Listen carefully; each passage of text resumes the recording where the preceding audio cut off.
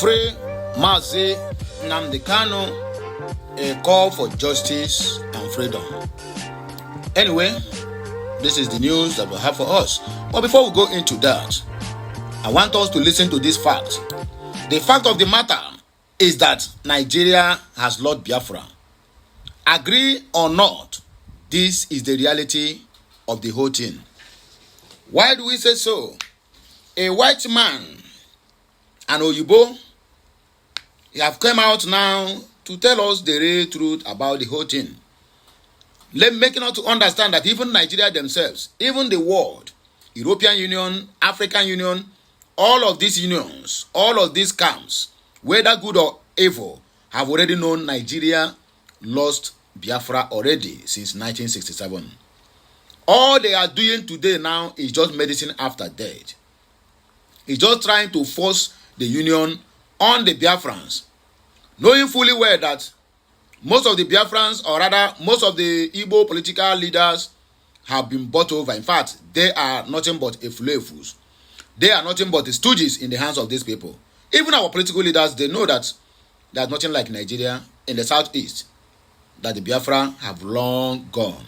But anyway, I don't like to take much of your time. I would like you to listen to this man who made it. I mean, his speech is well articulated, and he said it the way it is.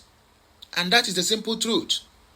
All these things that are juggling up and down, bringing, we read the Southeast development, we read this, that, my dear. This one does not concern the Biafrans, so, they are on their own. But anyway, I don't like to take much of your time. Let us just do the needful. This message, we have two versions. The first version is what I'm about to listen.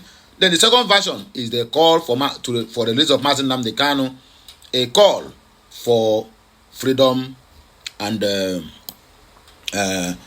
call for freedom and justice, if I'm not mistaken. But let us listen to this Oyibo man first.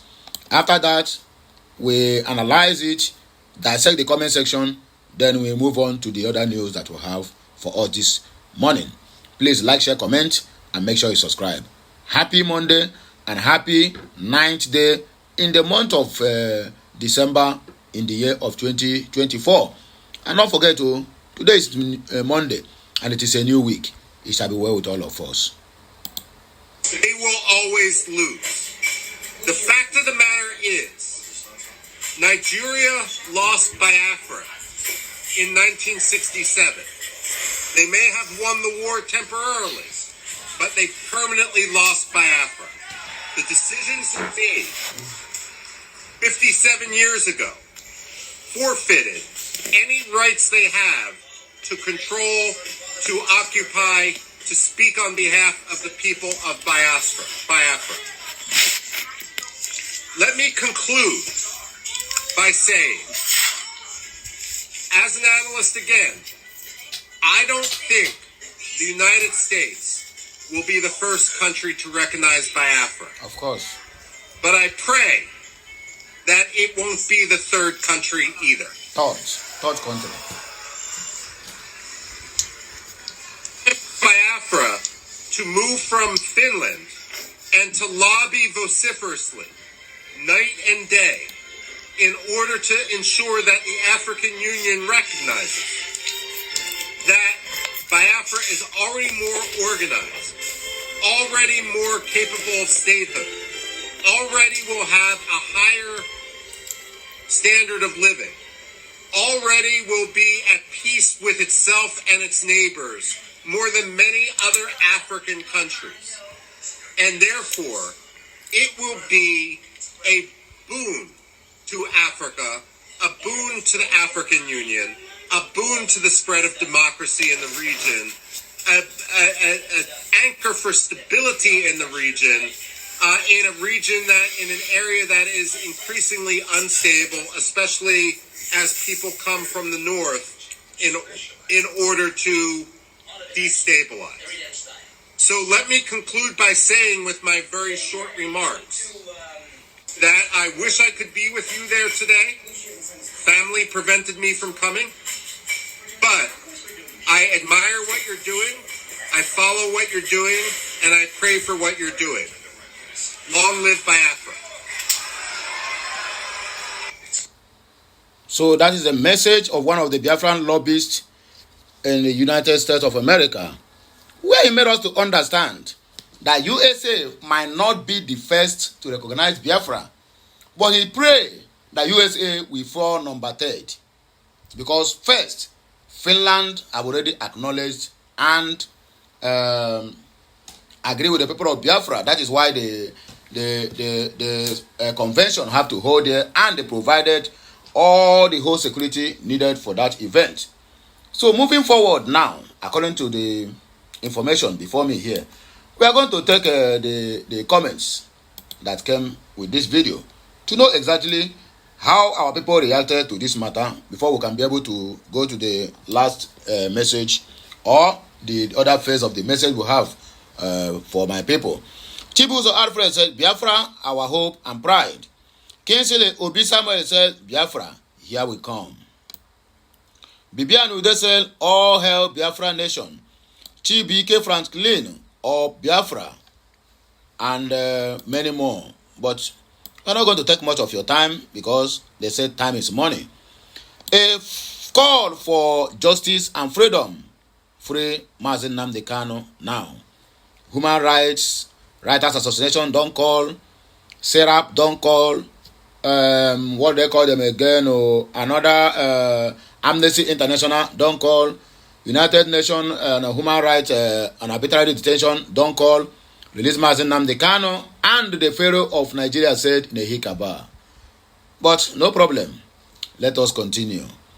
Mazi Nnamdi Kanu, the leader of the indigenous people of Biafra, IPOB, has been subjected to extraordinary rendition, a gross violation of an international law and human rights. Despite being forcibly abducted and detained under questionable circumstances, no credible charges have been brought against him. This is not only a denial of justice but also an affront to the principles of freedom and equality that nations around the world claim to uphold. Mazi Nnamdi Kanu's struggle for self-determination of the Biafran people is rooted in the peaceful advocacy and the quest for equity. He has committed no crime to warrant his ongoing detention or incarceration. We demand his unconditional release as a matter of urgency. His continued incarceration poses a threat to justice, peace, and human rights. We urge world leaders, international organizations, and global media to stand for the truth and justice. The European Union, United Kingdom, United States of America, and the International Criminal Court must intervene and ensure that this injustice is addressed. Join the call for the freedom and justice for Mazi Nnamdi Kanu. Together, we can make a difference and ensure that human rights are respected globally. Anyway, in that area of human rights, I think you need to minus Nigeria because that country is a zoo. It's an animal kingdom. That is why you see all these things happening. You cannot tell me if in a same country, the court of law will declare somebody discharged and acquitted, and somebody who said he knows law, who happens to be the Minister of Justice, come out and said he is only acquitted but not discharged. Acquitted from what now? Let me ask the question now. Let us ask Malami this question now. Mazi Nnamdi Kanu was acquitted from what? If he is acquitted from all the charges you leveled against him, then why cannot discharge him? You are still keeping him in detention. Is that not Mumunes? Here are the comments, Biko. Chigozie Onwubu Emeli said that we are getting Biafra by 2026 January because next year 2025 is full-scale war with United Kingdom and Saudi Arabia and Fulani people. Engineer Jiland Ifechukwu Chime said, I thank you so much, the number one citizen in the world, and I also pleading for you to help Biafra in release of Mazi Nnamdi Kanu that was imprisoned in Nigeria, and also Simon Ekpa in Finland. I love you, President Trump. May God bless America. May God bless you. Respect Freedom Fighter said, good. Biafrans are with you, sir. That is the post that is that have been presented here. Emeka Eze said, calling Britain and the European Union, who are part and parcel of his suffering, doesn't make sense to me. Only our unification will free Mazi Nnamdi Kanu. I agree with you, my brother. You are right. Okesin Kenzo said, Biafra, we held thee.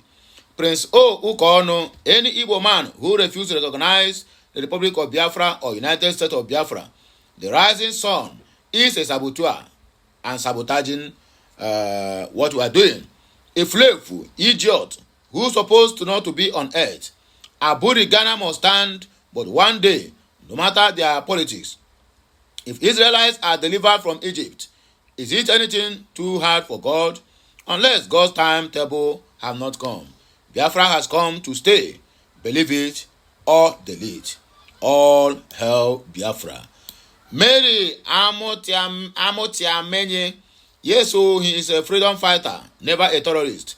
The Nigerian nation thrives on injustice, marginalization, and most especially nepotism. Now here, we go take quench this fire. When I go hear our voice again when we come back, just like, share, comment, and make sure you keep subscribing. Until I come your way again, Kemesiano.